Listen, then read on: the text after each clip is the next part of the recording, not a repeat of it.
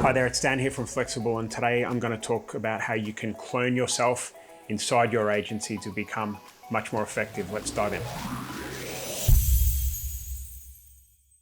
All right, so I've been in the agency game 10 plus years, and during my time I've had so many struggles and battles to be able to teach kind of what I know or kind of portray what I want done to my staff members, okay? And most of the time I've got it wrong, okay? And there's plenty of people out there that are just brilliant with SOPs, also known as setting out procedures, and have a system for every single task that's done. And that's brilliant. If that works for you and you enjoy doing that type of stuff, go ahead and do that. You're way more organized and disciplined than I am, all right? The fact is, for me, is that I've found that things change so quickly in our world, in the marketing world, with different platforms, different interfaces in those ad platforms.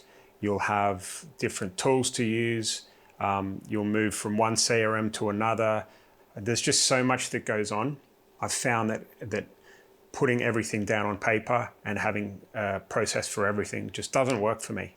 Over time, I've figured out a way, like an amalgamation of a few different things that's worked for me, and I'm going to talk about that to you today. And I'm also going to give you the actual resource that you can print out and use yourself with your staff members. All right, it's very valuable, works great, and you should give it a go. Let's dive in.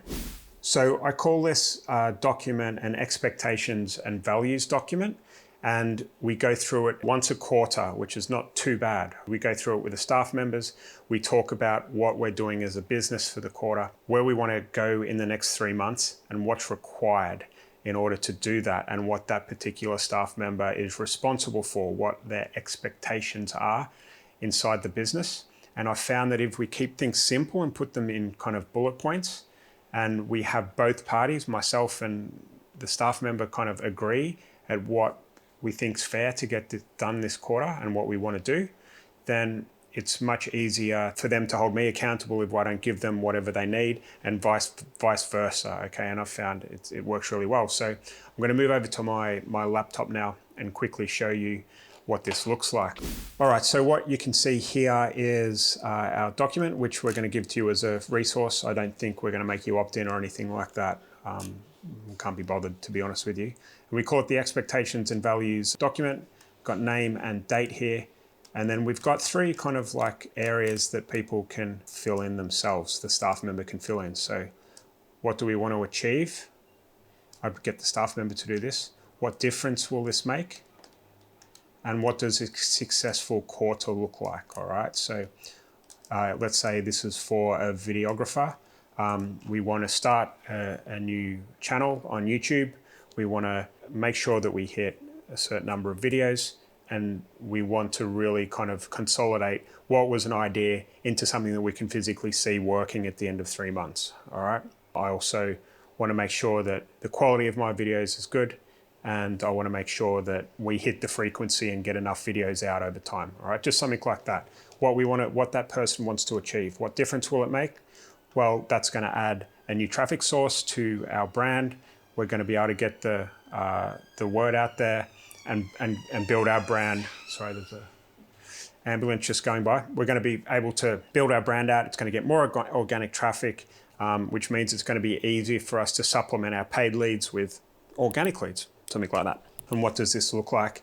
Well, this looks like a new YouTube channel with 2 videos a week done every week, and the thumbnails get above 5% click-through rate. The average watch time is this, and this, etc., etc. Okay, you want to be very prescriptive in this last section, all right? Then you've got the best case scenario and the worst case scenario. So what happens if things go super, super well? What happens if things are a disaster, okay? And then we go through and I get them to fill out both sides of this as well. The first one being the company values. For me, I'm a big sports fan and always have been, and played in team environments for a very long time. So, I'm big for teamwork. I'm big for picking up people's slack, picking up other people's slack if they're struggling. Okay, if someone's overworked or getting stressed out, then someone can go in and help them. We want to be able to make each other's teas and coffees and small little things like that makes a difference. We want to be honest with each other. We don't want people to be offended if there's some feedback that they might not like. All of that type of stuff is important to me. So I want them to go through and write them down. And then lastly, we go over to the expectations here, where you can break all of this stuff down here into very kind of bullet points that is going to, the sum of these 10 things or more is going to end up to this successful quarter here. All right, and what we can do then is just, after they've completed this, we'll have a meeting and we'll go through it. It takes about half an hour. And after that, they go to work for the quarter, and we can review at the end of that quarter to make sure everything's working, everything's on track, if there's been any problems or, whatever that looks like. And when you kind of take the time to fill this out with your staff members, what you'll see is that they know what they're doing, you know what's expected of them, and vice versa. It's just a really good tool, and I hope you can use it today. So as I was saying, this is really simple and fast and easy. It's something that the staff members will understand and be able to use. It's something that I like because it doesn't take up a whole lot of time, and it keeps us all on the same page. And I've just found over the years, it's really the only thing that's worked for me. But as I was saying, that is just me. It may or may not work for you, but I recommend you give it a go during your next kind of quarter that you go through. You can download the link. It'll be somewhere in the description below.